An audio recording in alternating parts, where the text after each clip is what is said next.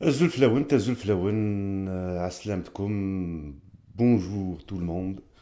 Ravi de vous retrouver encore une fois dans les lives de l'Avant-Garde Algérie. Et comme deuxième numéro, nous avons décidé de le consacrer encore une fois au blogueur Marzouk Touati. Nous avons aujourd'hui parmi nous Maître Salah Debbouz, avocat, défenseur des droits de l'homme, et celui qui a annoncé que Marzouk Touati a été enfin pris en charge par l'établissement pénitentiaire de la Rouate. Maître Salah Debbouz, Azoul. Azul, مزيان.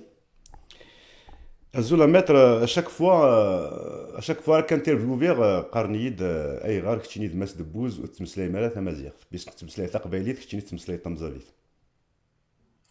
Non, mais je me rappelle si vous le mais est-ce que أيولون وسيلة إلى يخزر est-ce que أيولون وسيلة يخزر هذه السمبة تاع قارغ جو بونس بلي عندي سي بتي بروبليم اللي خصنا باللي واسي وليوال في تسلا تنزبط واللي خصها يفهم أيولون يوال اللي قارغ دونك جو سي كو ceux qui n'ont pas l'habitude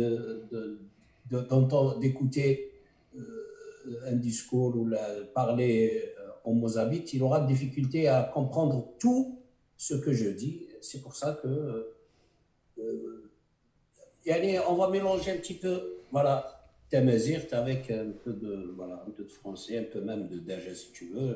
Je trouve pas de problème. Le plus important pour moi, c'est que le message parvienne à ceux qui D'accord. L'essentiel que le message passe.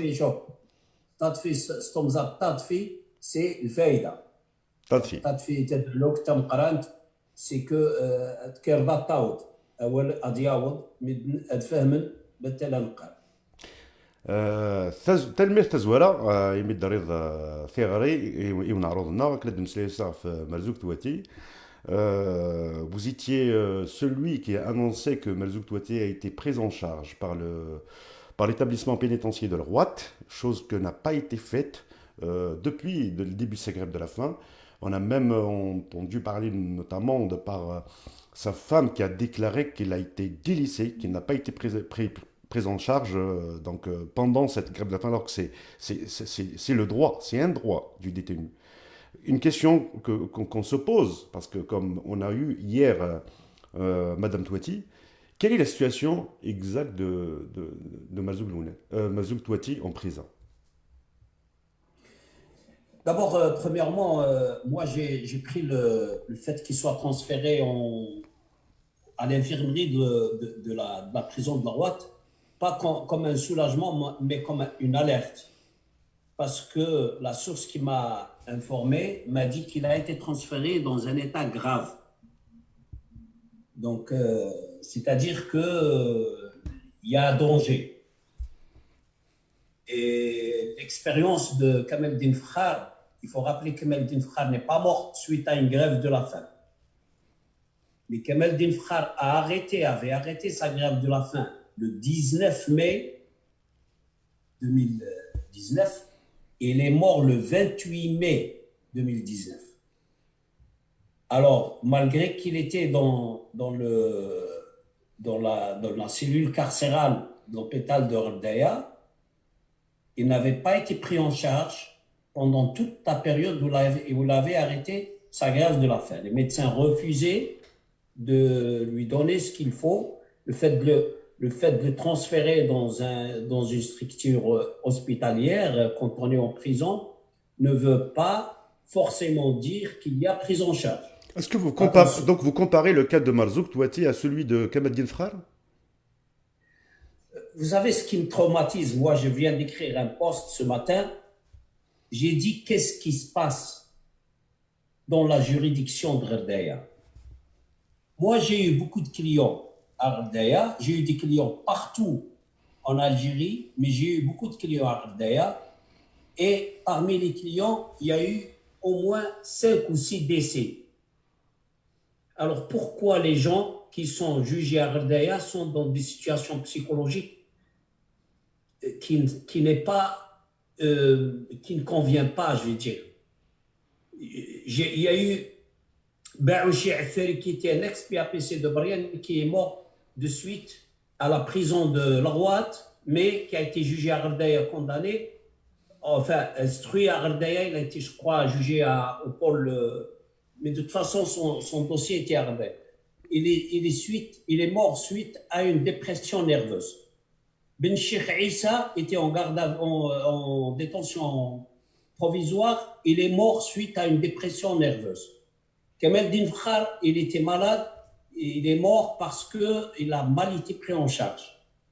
Ouf Brahim, qui est ici en Belgique, il était dans une situation psychologique très, très, très fragile, au point où il m'avait dit, quand je meurs, il ne m'avait même pas dit si je meurs. Après la mort de Kamel, je suis passé le voir, il m'a dit, quand je meurs, vous m'enterrez à côté de Kamel.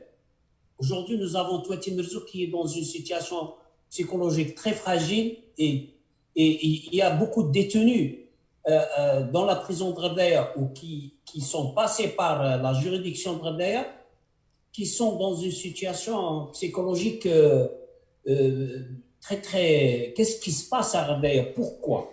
C'est ça le problème. Il y a un grand problème. Et qu'on arrive, moi-même, je n'arrive pas à bien... Est-ce que vous rejoignez la famille de Marzouk Touati qui parle d'une mort programmée? Quelque chose, un cas qui nous rappelle celui de Kamel Din Fkhar. Est-ce que vous craignez aujourd'hui qu'un malheur puisse arriver un jour à Marzouk Touati? Tout à fait. Si Kamel Din Fkhar avait lui-même dit, 2 semaines avant sa mort, il m'avait dit, je l'avais publié, il avait dit qu'ils ont programmé ma mort, ils sont en train d'exécuter. Il est mort avec toute sa stature, Kamel Din Fkhar, qui est une pointure dans le domaine des droits humains au niveau national et au niveau international, il ne s'est rien passé après sa mort. Ça veut dire qu'au niveau de Ardaya et au niveau des prisons de la compétence de la juridiction de Ardaya et aux alentours, ils sont très très tranquilles. Ils savent que la sanction, la punition pour eux, ce n'est pas seulement de priver les gens de leur liberté, mais de les malmener jusqu'à ce qu'ils aient sur le plan psychologique, il y a une torture psychologique. Je pense qu'il y a une torture psychologique énorme. Mais justement, c'est ça toute la différence, parce qu'on parle d'un établissement pénitentiaire, on ne parle pas d'une justice. La justice l'a déjà condamné à 1 année de prison ferme. Ben, écoutez, d'abord, Touati Merzouk est condamné. Pourquoi? Il est condamné d'abord. Non, on va revenir à ce sujet. Moi, j'aimerais bien qu'on reste sur le cas de l'établissement pénitentiaire. Et je peux me demander aujourd'hui pourquoi la direction d'un établissement pénitentiaire refuserait des soins à un gréviste de la faim. Euh, la pratique dans les prisons algériennes, quand un détenu décide de faire une grève de la faim, d'abord, il ne décide pas de le faire pour s'amuser, c'est son dernier recours. Personne ne sait ce qu'endure un détenu à l'intérieur de la prison. Donc, quand il est désespéré de sa situation, il décide d'encourir à une grève de la faim pour faire entendre sa voix en dehors de la prison, pour sortir sa voix en dehors de la prison, pour que les gens sachent qu'il est maltraité à l'intérieur de la prison. Donc, la pratique veut qu'il informe la direction de la prison et les autorités judiciaires compétentes, c'est-à-dire le procureur général, le juge d'application des peines, etc. Il leur écrit. Et dans la pratique des prisons algériennes, quand un détenu déclare qu'il est en grève de la faim, il est isolé des autres pour ne pas qu'ils le suivent et il ne lui donne pas la nourriture tant qu'il ne déclare pas qu'il est en grève de la faim. Tant qu'il ne déclare pas qu'il cesse sa grève de la faim. Et il signe un papier pour ça.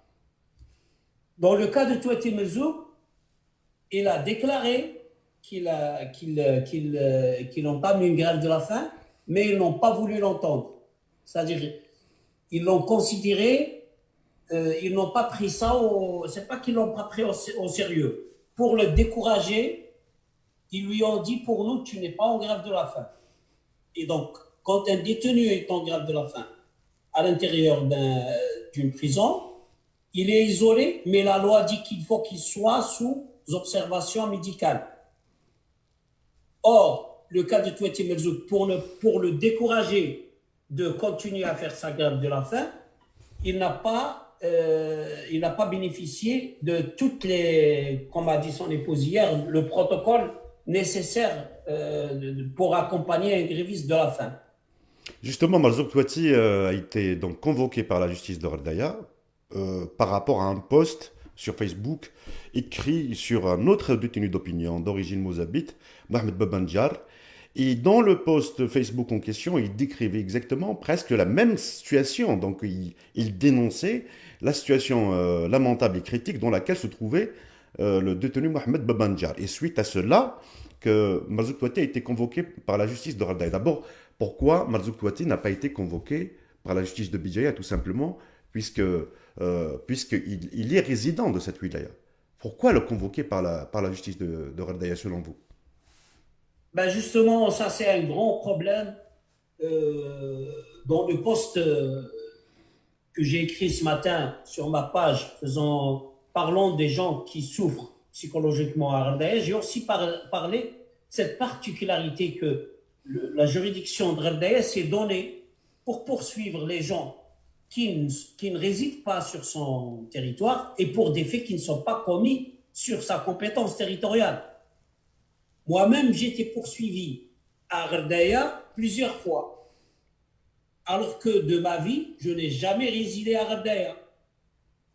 Et certains des faits qui m'étaient reprochés, c'est des faits qui ont eu lieu à Oran et à Bjeya. Est-ce que l'objectif de sa convocation par la justice de Radaya est son isolement de la Kabylie, de Bijaya?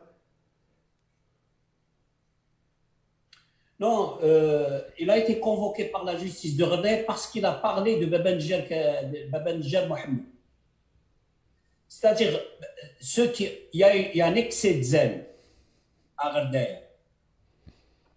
Si vous parlez de quelque chose et ça prouve qu'il y a un grand problème à Ardaya.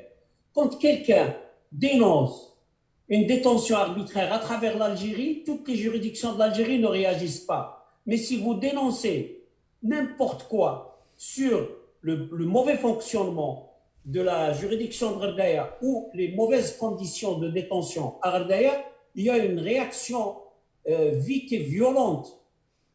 Ça prouve qu'il y a beaucoup de choses que les autorités pénitentiaires, sécuritaires et juridictionnelles de Ardaya qui cherchent à cacher. Moi, je lance un appel à la Croix-Rouge, pas le Croissant Rouge, à la Croix-Rouge qui ont un bureau à Alger, d'aller faire un tour dans la prison de Ardaya pour voir dans quelles conditions les gens sont détenus. Et les procédures de garde à vue, les procédures d'instruction dans le tribunal de Ardaya, c'est infernal. Moi-même, j'ai fait objet de ça. J'étais convoqué, j'étais entendu par 2 juges d'instruction. Je vous dis, tout avocat que je suis, avec 3 ou 4 collègues qui étaient avec moi, ben, à un moment donné, j'ai vu un juge d'instruction changer de couleur parce qu'il subissait le diktat direct du procureur général qui lui ordonnait de me mettre en prison et qui ne pouvait pas parce que de l'autre côté, il y avait un appel du ministère qui lui disait il ne faut pas le mettre en prison, il devrait me mettre en prison avec Kebel Dinfra. Si moi, avocat que je suis, j'ai subi ça et psychologiquement, j'ai vu un procureur, un juge d'instruction manipulé directement par un procureur ce procureur avait fait un communiqué pour dénoncer le fait que je ne sois pas incarcéré. Alors, imaginez à vous entendre, maître, j'ai l'impression que la justice de Radaya est une justice qui agit d'une république parallèle à la République algérienne. À vous entendre, non, on a non, l'impression que c'est une juridiction qui marche à son gré. Écoutez, l'un des faits qui m'était, je ne le dis pas aujourd'hui ça, l'un des faits qui m'était reproché, l'une des charges, l'une des accusations qui m'était reprochée, le juge de l'instruction, quand il m'avait reçu, il m'avait dit, vous avez déclaré que la justice en Algérie est d'un niveau très bas, mais qu'à Ardèche, c'est encore pire. Ben, j'ai dit oui, je l'ai dit, parce que c'est vrai. Il y a des catastrophes, je vous ai dit. Il y a des détenus qui sont morts à Ardèche. Il y a des agressions sexuelles. Quand j'ai parlé d'agressions sexuelles à la prison de Ardèche, ce n'est pas le directeur de la prison qui a réagi, ce n'est pas le procureur général qui a réagi, c'est le Wali. Qu'est-ce que le Wali de Ardèche a à voir avec ce qui se passe à l'intérieur de la prison? Quelque chose qui n'est pas du tout normal et se passe à Ardèche entre les services de sécurité, la justice et les prisons de la compétence de la juridiction de Ardèche, qui sont celles de Menia Ardèche et qui peut aller jusqu'à la droite. Vous m'excusez, maître, j'essaie de profiter de votre expérience et sur le terrain, donc en Algérie, et aussi votre expérience dans le domaine de la justice, et surtout que vous avez été donc à maintes reprises convoqué, malmené par la justice de Ardèche.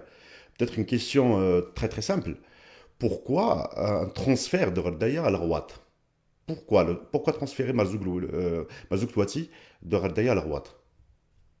Écoutez, la prison de Ardèche, c'est une bâtisse très ancienne. Elle est très étroite. Elle ne peut pas contenir. Normalement, c'est une prison conçue pour, je crois, quelque chose comme 250 à 300 personnes, mais elle contient presque 1000, ou elle dépasse. Donc, à chaque fois qu'il y a sureffectif, ils essayent d'évacuer vers soit la droite, soit à Mnéa, où il y a des prisons nouvelles. C'est des nouvelles bâtisses. C'est pour ça que Touati Merzouk a été transféré à la droite. Et en général, les gens qui sont à la droite, ce sont des gens qui purgent une peine définitive. Et on met, ça, vous avez, si vous allez à droite, il y a très peu de visites. Il y a très peu de visites d'avocats surtout. Euh, les avocats n'y vont pas beaucoup parce que ce sont des détenus condamnés définitivement. C'est très rare qu'un avocat regarde. Or, à Mnia, non, c'est pas la même chose. C'est la prison de Ardèche, la prison de Rouen et celle de Mnia ressemble à celle de Qli'a et celle de Bjaya et celle de Tiaret, ces nouvelles prisons-là. Elles ont le même, c'est les mêmes bâtiments. Vous avez endossé la responsabilité du décès ou de l'assassinat de Kamaldin Frar à la justice algérienne, à la justice de Ardaya, aux autorités locales, notamment le Wali, et au pouvoir algérien. Qui responsabilisez-vous dans le cas de Marzouk Touati? Moi, je rends responsable, je tiens responsable d'abord les gens qui l'ont convoqué à Ardèche pour l'accuser. Ensuite, ceux qui l'ont jugé. Et en troisième position, ceux qui refusent de le transférer à côté de chez lui. Parce que le cas de Touati Merzouk, c'est quoi? Pourquoi Touati Merzouk est en grève de la faim?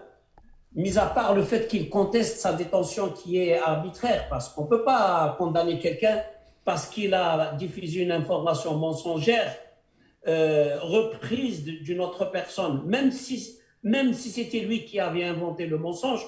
Dans le monde entier, ce sont des amendes pour les gens qui diffusent une information mensongère qui peut porter atteinte à quelqu'un. Il faudrait qu'il y ait un plaignant. Ce n'est pas le parquet qui engage. Il faudrait qu'il y ait un plaignant qui prouve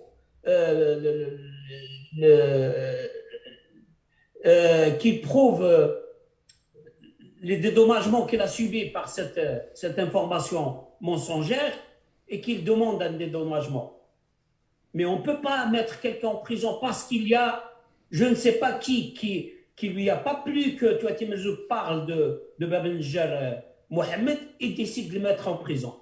Donc il y a ces gens-là qui sont responsables, il y a les gens qui refusent de le transférer parce que Touati Merzouk, quand il regarde, quand il voit sa mère et sa femme, deux femmes très très faibles, diminuent, qui n'ont pas les moyens, qui n'ont pas l'énergie nécessaire, obligés de faire 1000 km, 500 en aller, 500 en retour, pour lui rendre visite. C'est ces deux femmes qui sont punies, c'est pas seulement Touati Merzoug. Quand on punit une personne pour, pour des faits qu'elle aurait commis, on ne peut pas punir sa famille.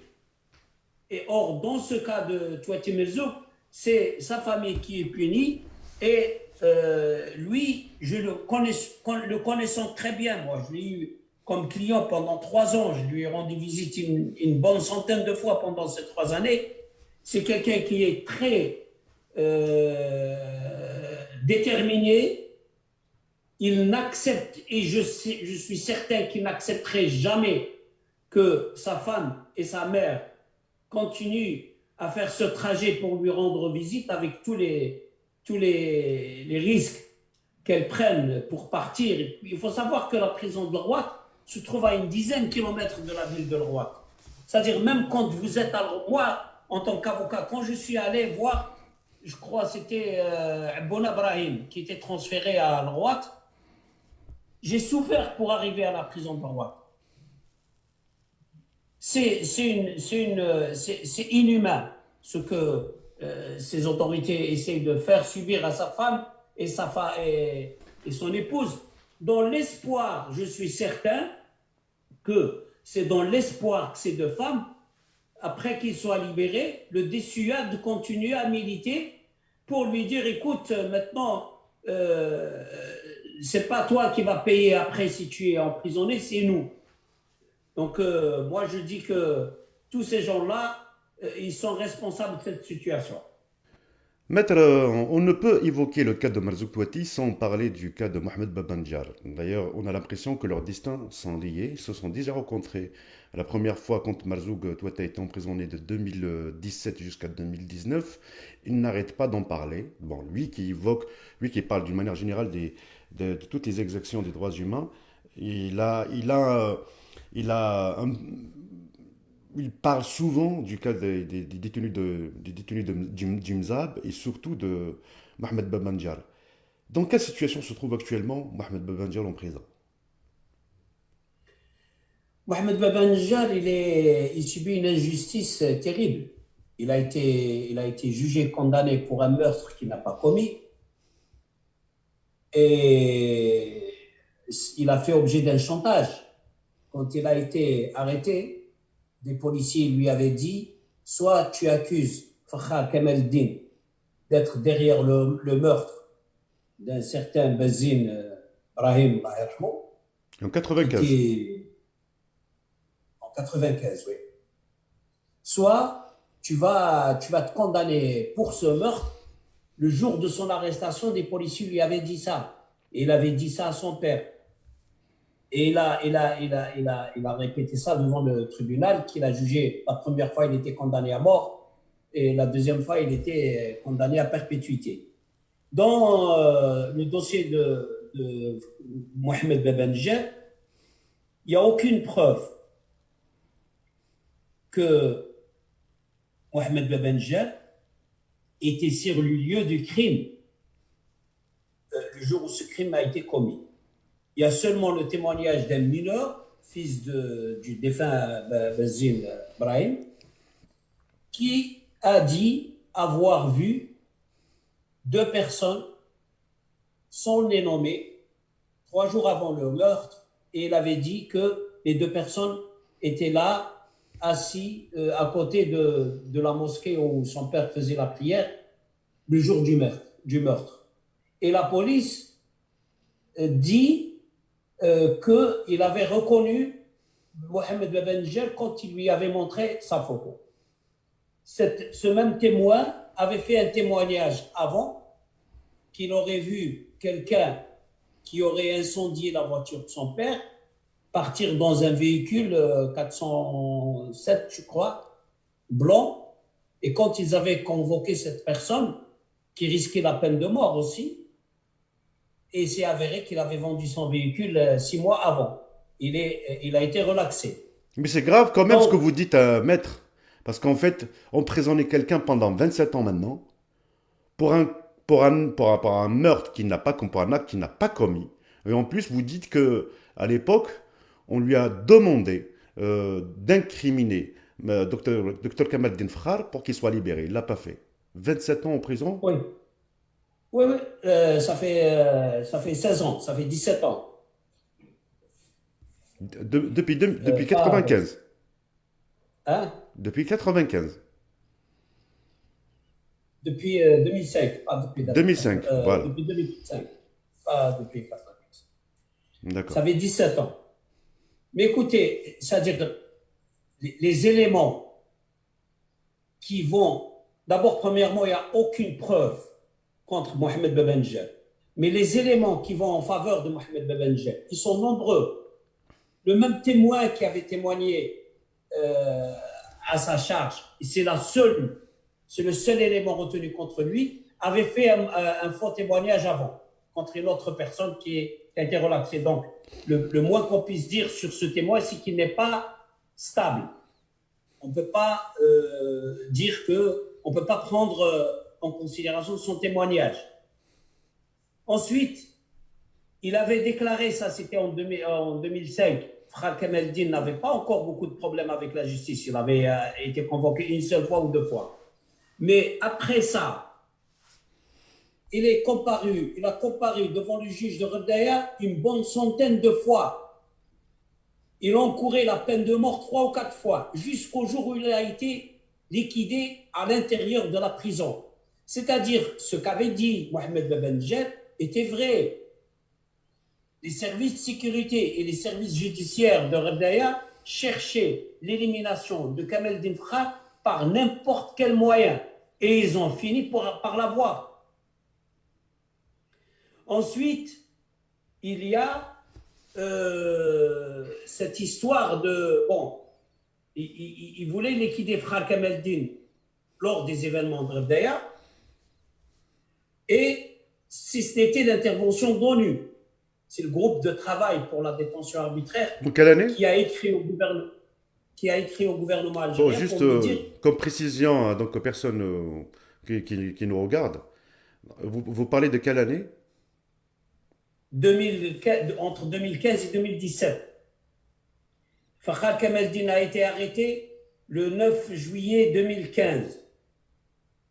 Il encourait 5 fois la peine de mort dans 2 dossiers criminels différents. Et il savait qu'il ne pouvait pas s'en sortir. Et on avait saisi l'ONU. L'ONU a examiné son dossier et elle a ordonné au gouvernement algérien de le relâcher, de l'indemniser et de ne plus l'arrêter pour les mêmes raisons. Ils ne lui ont pas ordonné comme ça. Il y a eu un échange entre le gouvernement algérien et le groupe de travail pour la détention arbitraire qui fait partie de la Commission des droits de l'homme de l'ONU. Et à la fin, le gouvernement algérien n'a rien présenté qui pouvait justifier la détention de Kamel Dinfra. Donc, et puis, ils l'ont arrêté une dernière fois le 31 mars 2019 pour le liquider. Il est mort le 28 mai 2019. Donc, tous ces éléments-là prouvent que Mohamed Bebenjer est en détention arbitraire et injustement détenu. Il y a un autre dossier qui ressemble comme 2 gouttes d'eau au dossier de Mohamed Bebenjer, c'est le dossier de Khayat Idriss et Tishabet Nourdin. Ils sont toujours en prison. Ils ont été accusés d'assassinat d'une personne qui s'appelle Allot Omar. Ça s'est passé, je crois, en 2016. Oui, je crois que c'était en 2016. Et ces deux-là, moi j'étais leur avocat, on a apporté la preuve de leur innocence. Au lieu que ce soit le parquet qui apporte la preuve de leur culpabilité, c'était nous, la défense, qui avait apporté la preuve de leur innocence. Et la preuve de leur innocence n'était pas autre qu'un autre dossier similaire où il y avait déjà certaines condamnations pour le même meurtre. Il n'y avait aucune liaison entre les personnes qui étaient dans le premier dossier et les personnes dans ce second dossier. Mais malgré ça, les juges n'avaient pas trouvé mieux que de dire, malgré qu'ils sont innocents du meurtre, mais ils doivent être condamnés à 10 ans de prison ferme pour avoir semé la haine. Maître, justement, Oui. vous n'avez pas encore répondu à ma question. Et, donc, par rapport à la situation dans laquelle se trouve actuellement le détenu Mohamed Babanjar. Donc, Attendez, attendez. je corrige qu'il est détenu depuis 17 ans et pas depuis. Mais j'étais obligé de faire tout ce rappel de fait pour vous dire que ça ne se passe pas normalement à Ardaya. Justement, parce Quelle que est la relation entre... l'on se rappelle de cette période très difficile pour les Mozambiques d'une manière générale, où nous avons connu des dizaines de détenus pour des raisons arbitraires. L'on se rappelle de la répression, de la participation même du pouvoir et de ses institutions dans la répression des Mozambiques à l'époque. Le problème, c'est pas seulement Maître, maître, Asnas. maître, maître, excusez-moi pour juste une question. Toutes ces affaires-là, donc une répression qui a abouti à l'assassinat ou le meurtre de Kamaldin Frare en prison. Toutes ces affaires-là, enclenchées contre les militants mozambiques, avaient-elles un caractère racial ou juste des affaires enclenchées contre des opposants et des militants politiques qui s'opposaient au pouvoir de l'époque? Je vais répondre à cette question, mais je termine d'abord. Pourquoi j'ai D'accord, raconté l'histoire de Kamel Dinfra, Baben d'accord. Jad et Khayat Idrissi Tishabet Nourdin qui étaient condamnés? Parce que ce sont des groupes de militants qui travaillaient. Tout ce groupe, on appelle ça d'ailleurs le groupe de Frères Kamel. Donc, il fallait casser le groupe de Frères Kameldine par n'importe quel moyen. Babanjel, Mohamed fait partie de ce groupe, Tishabet Ibrahim et Khayat Idriss font partie de ce groupe, et le leader du groupe, c'est Frères Kameldine. Et il n'y a pas que ce groupe, il y a beaucoup de groupes. Mais les autorités ont ciblé le groupe Frères Kameldine. Mohamed Babanjel paye encore son engagement militant et l'engagement du groupe Kameldine Frères. Et à Ghadaya, il y a des périodes. Bien sûr, il y a un comportement discriminatoire contre les Mouzabites à Ghadaya. Et il n'y a pas que les violences. Ce comportement discriminatoire, il a des périodes de violence, il y a des périodes de non-violence. Il faut savoir que la violence à Ghadaya, c'est-à-dire on a connu 75, 85. Bon, à l'époque, il n'y avait pas les moyens les médias pour diffuser ce qui a été diffusé en 2013-2015, mais ça toujours, tous les 5-10 ans, il y a un cycle de violence que les autorités déclenchent pour casser les noyaux de résistance de militants qui se forment entre deux périodes de violence. Parce qu'entre deux périodes de violence, il y a des comportements de ségrégation, il y a des comportements d'exclusion.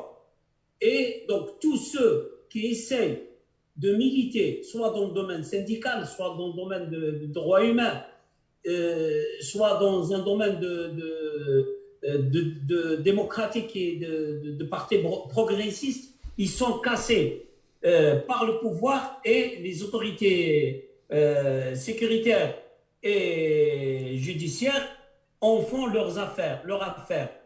Et maintenant, il me semble qu'ils sont passés aux gens qui s'intéressent à Ghadaya. Touati Mirzou, il s'est intéressé à Ghadaya, il a écrit dans ce blog de Hogara, il a écrit beaucoup de choses, mais à partir du moment qu'il a écrit sur un Mozabite, il est mis en prison. Donc voilà l'explication que j'ai. Vous l'avez suivi certainement, Abdelmajid Tebboune a donc émis un décret présidentiel qui a abouti à la libération de 60 détenus d'opinion et politique. Quelle lecture d'abord faites-vous d'une telle décision?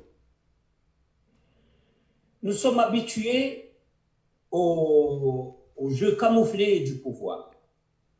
Moi, je pense que le pouvoir avait besoin de libérer 3 ou 4 personnes sans que ça ne se sache ou que ça ne s'observe et il a caché ces 3 ou 4 personnes dans un paquet de 1000 et quelques. Lesquels? Avez-vous Non, des non, noms? même pas 1000. C'est combien? C'est 100 et quelques personnes c'est 1000 et quelques personnes qui ont bénéficié d'une grâce.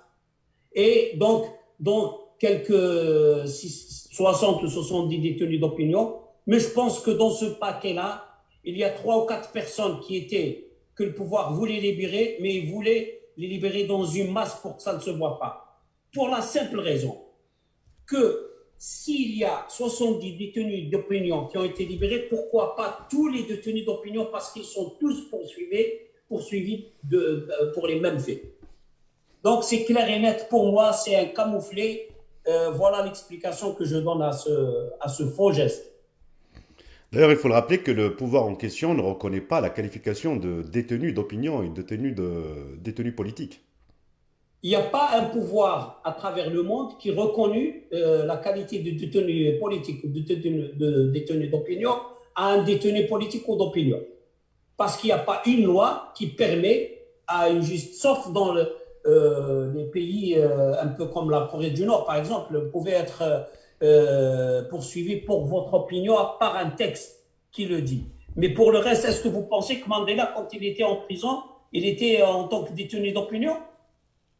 Non, l'apartheid lui reprochait des faits incriminés par la loi, comme se fait les cas pour les détenus de la guerre de libération, comme se fait le cas pour les Palestiniens, comme se fait le cas pour beaucoup de détenus d'opinion à travers le monde.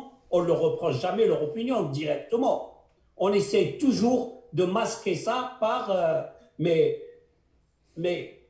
tout le monde sait en Algérie qu'il y a des détenus d'opinion parce que Touati Merzouk est en prison parce qu'il a dit quelque chose. Khaled Drarni, il était en prison parce qu'il avait dit quelque chose. Aujourd'hui, Mouloudj est en prison parce qu'il a dit quelque chose. El Chibib est en prison parce qu'il porte une idée, il dit quelque chose. Karima Nate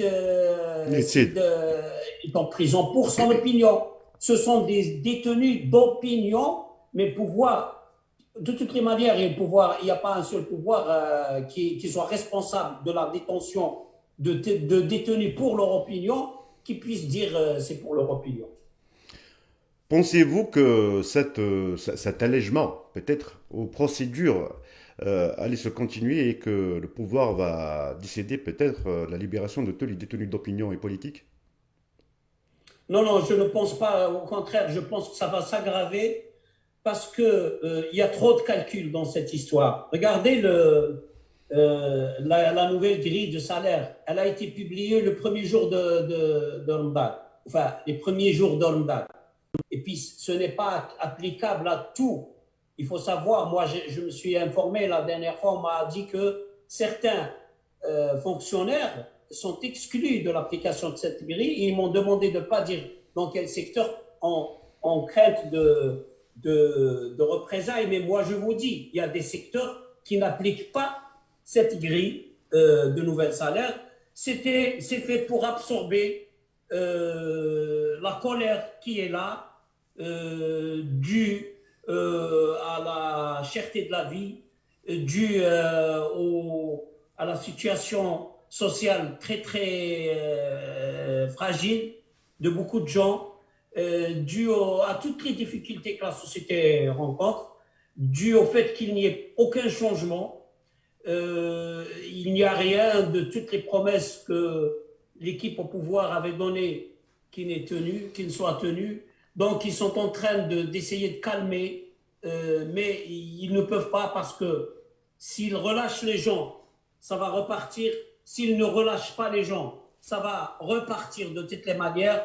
Et c'est une situation intenable.